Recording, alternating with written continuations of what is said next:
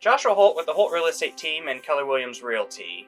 And recently we had a couple situations where the appraisals came back and they weren't quite at the contract price. So what happens when that occurs? Today we're going to talk about some options.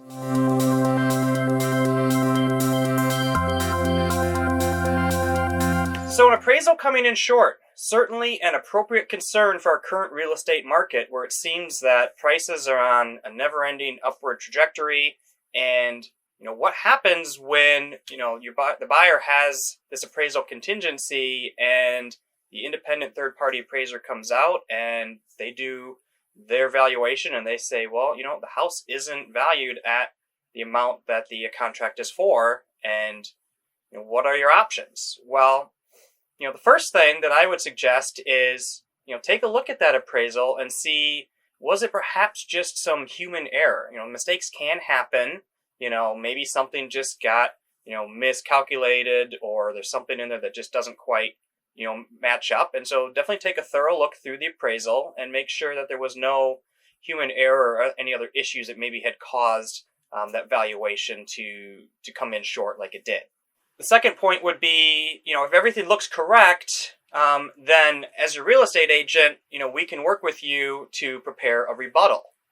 And while there's no guarantee that this will always work, sometimes it does, sometimes it doesn't, what we can do is we can, of course, evaluate what comparable properties were used by the appraiser, see if, in our opinion, if we feel that those were justified, and then, if possible, prepare our own list of additional properties that maybe, should be taken into consideration to see if that can help to bring the appraisal up to the amount that it needs to be.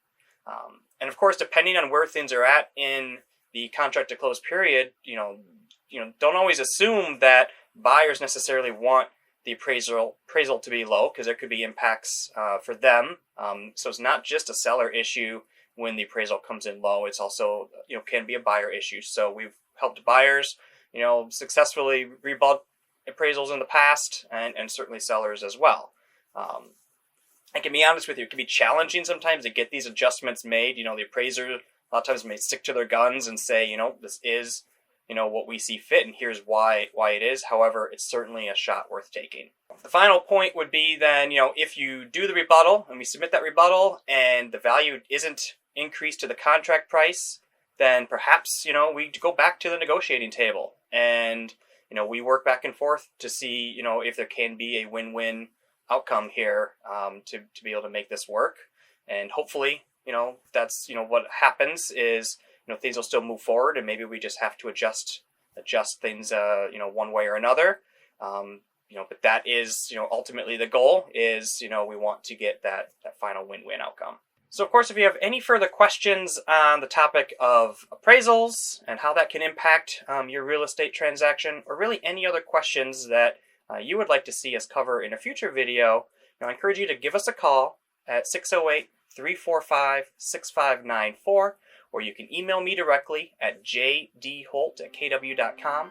I'm always available to answer your questions and help you out with anything that you have related to real estate. I thank you for taking the time to watch our video today, and be well.